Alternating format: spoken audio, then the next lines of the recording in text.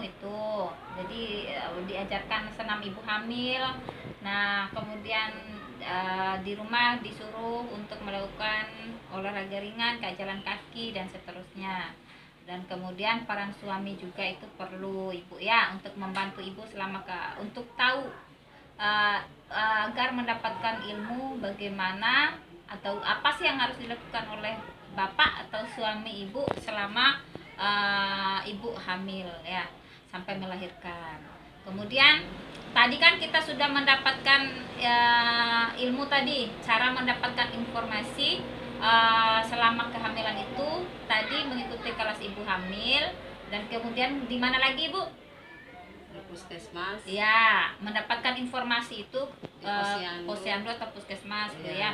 Kemudian yang selanjutnya kita akan mendapatkan informasi mengenai kehamilan, hidup sehat dan seterusnya itu lewat pertemuan P2K2 ya, kita PKH ya. Nah, nanti akan dibimbing atau dijelaskan oleh ibu pendamping atau bapak pendamping. Nah, kebetulan saya ibu pendampingnya ya. Jadi ibu pendamping sosial PKH kan nanti akan dilakukan pertemuan sekali sebulan tuh Pak, yang biasa kita lakukan itu.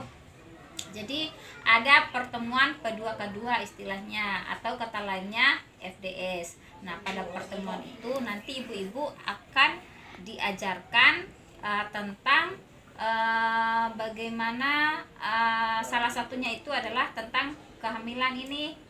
Jadi di sana nanti ibu-ibu mendapatkan ilmu bagaimana cara merawat diri, hampir sama dengan yang dijelaskan di waktu kelas ibu hamil atau ketika ibu mengikuti arahan dari puskesmas atau posyandu Bu ya, dari ibu bidan itu.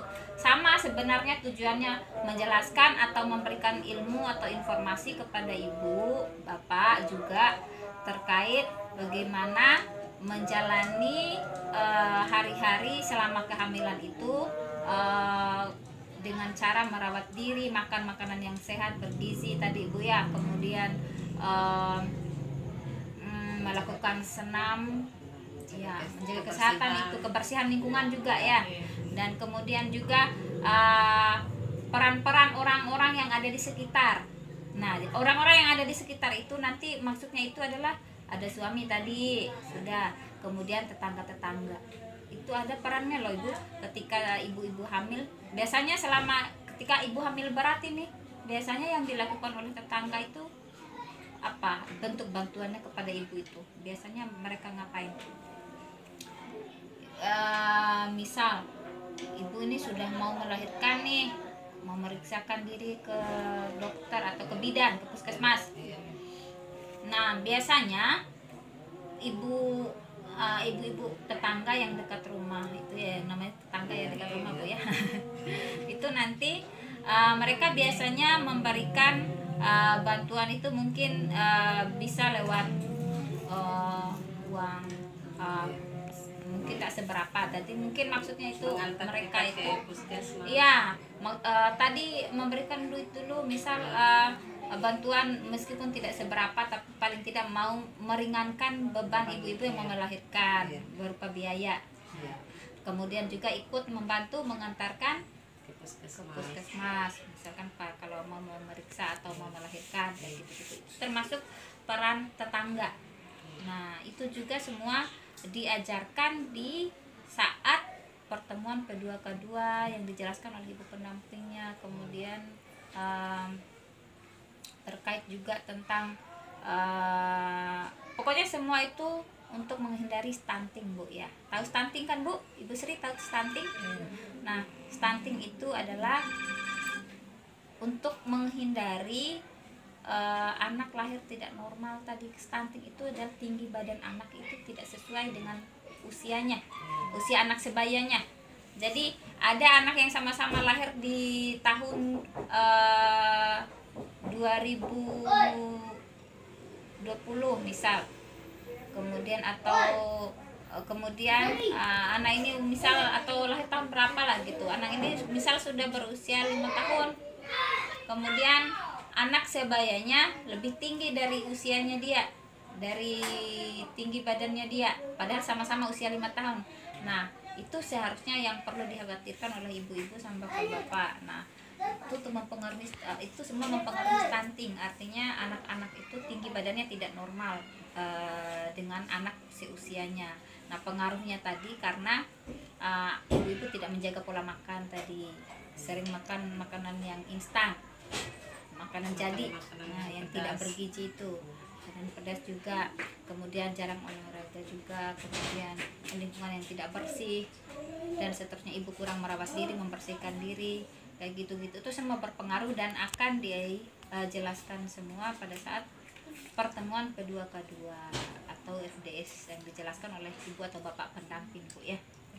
Nah, kalau kita ke pertemuan kemarin kan cara menjelas tentang kesehatan, bagaimana cara mencuci tangan yang baik dan benar. Nah, yang berikutnya nanti akan dijelaskan tentang yang ini, tentang bagaimana cara ibu merawat diri selama kehamilan itu, Bu ya. Nah, mungkin sekian dulu nih tentang penjelasan tentang bagaimana cara ibu mendapatkan informasi selama kehamilan. Intinya ibu jangan salah-salah mencari informasi, Bu ya. Jangan ke dukun beranak, atau kayak tadi yang dibilang jangan membawa bawang putih atau pisau ketika keluar rumah. Itu semua jadi jangan, Bu ya. Nanti berhubungan intim itu tetap perlu dilakukan menjelang melahirkan. Nah, itu untuk memudahkan ibu untuk proses kelahiran bayi nanti. Ibu-ibu ketika mengikuti kelas ibu hamil, ibu-ibu nanti akan diajarkan tentang bagaimana cara merawat diri, menjaga kebugaran tubuh itu penting, semacam berolahraga ringan, kayak jalan kaki semampunya ibu aja beberapa menit atau minimal menit. Itu ibu harus sering-sering jalan kaki, pagi-paginya sering jalan kaki. Nah, di kelas ibu hamil juga itu suaminya harus diajak ibu untuk mengikuti kelas ibu hamil. Jadi kenapa kira-kira harus diajak suaminya ikut kelas ibu hamil? Supaya sama-sama tahu, suaminya tahu juga. Iya, tahu apa? Tahu apa ibu? Mengenai gerakan ibu hamil. Iya, yang dimaksud gerakan ibu hamil itu maksudnya apa ya kira-kira? Gerakan bayi, janin maksudnya. Janin, iya. Selama dalam perut ibu. Iya. Atau saat apa? Saat bekerja. Iya, jadi saat bayinya di dalam perut lagi nendang-nendang. Iya, nendang-nendang. Suaminya disuruh ngapain? Elus-elus perut. Iya. Oh gitu. Pokoknya gini Bu ya. Jadi selama mengikuti kelas ibu hamil, usahakan hadir bersama suami. Iya. Suaminya itu minimal hadir satu kali dalam satu kurun waktu itu. Jadi paling tidak ada pengetahuan untuk suaminya ibu ketika agar mereka tahu bagaimana cara menjaga ibu selama hamil. Jadi misal ketika ibu ini butuh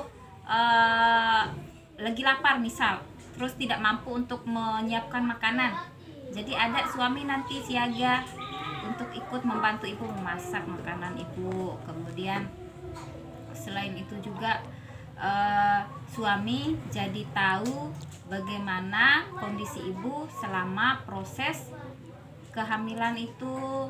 Jadi nanti tidak menerka-nerka apa aja yang harus dilakukan suami selama ibu hamil. Jadi nanti akan dikasih tahu saat mengikuti kelas ibu hamil. Jadi tidak asal nanti dapat ilmunya dari yang aneh-aneh. Dari kan banyak mitos ibu. Kadang masyarakat itu percaya bahwa selama kehamilan kemana-mana kalau keluar rumah harus menggunakan bawang putih Bu ya, pakai pisau juga.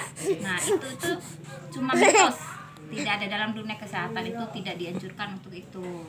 Jadi nanti takutnya suaminya ketika ibu keluar mengambil bawang putih atau pisau, salah-salah nanti pisaunya kena perut ibu nanti ya, jadi terjadi kecelakaan kecil. Nah itu dihindari.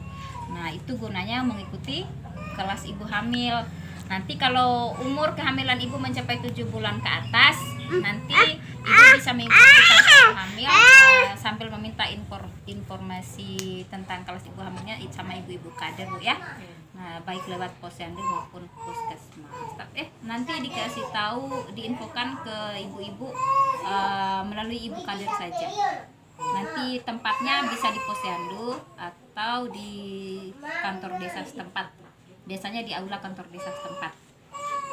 Nah, selanjutnya pada ketika mengikuti kelas ibu hamil, ibu-ibu juga itu diajarkan untuk melakukan olahraga kecil. Tadi udah saya jelaskan Bu ya. Iya. Nah, untuk melakukan olahraga ringan semacam jalan kaki. Kira-kira apa lagi Bu untuk memudahkan proses kelahiran nanti itu? Iya. Apalagi selain itu? Diajarkan berhubungan dengan suami, berhubungan intim. Oh, berhubungan intim Iya, sama suami. cara-caranya, dia kasih tahu cara-caranya supaya memudahkan melahirkan. Oh iya, jadi ada pengetahuan dulu Bu ya. Jadi nanti sebelum mengikuti kelas ibu hamil, ibu paling tidak sudah ada ilmunya nih dari Ibu Nita bahwa selama proses kehamilan itu ibu juga selain berolahraga jalan kaki ringan tadi bisa melakukan hubungan intim dengan suami untuk memudahkan proses kelahiran nanti Bu ya. Jadi mitos kalau ada masyarakat yang mengatakan tidak boleh berhubungan intim sama suami selama kehamilan, itu boleh dilakukan ketika mendekati proses persalinan kelahiran Bu ya. Jadi itu. Nah, itu tadi kan sudah dijelaskan tadi mendapatkan informasi yang tepat bagi ibu hamil itu bisa lewat posyandu tadi Bu ya, atau puskesmas. Jadi di posyandu itu puskesmas itu kan ada bidan tadi katanya, ada bidan, ada dokter yang menjelaskan dan seterusnya. Tapi biasanya untuk ibu hamil itu lewat bidan. Nah, kemudian juga mengikuti kelas ibu hamil.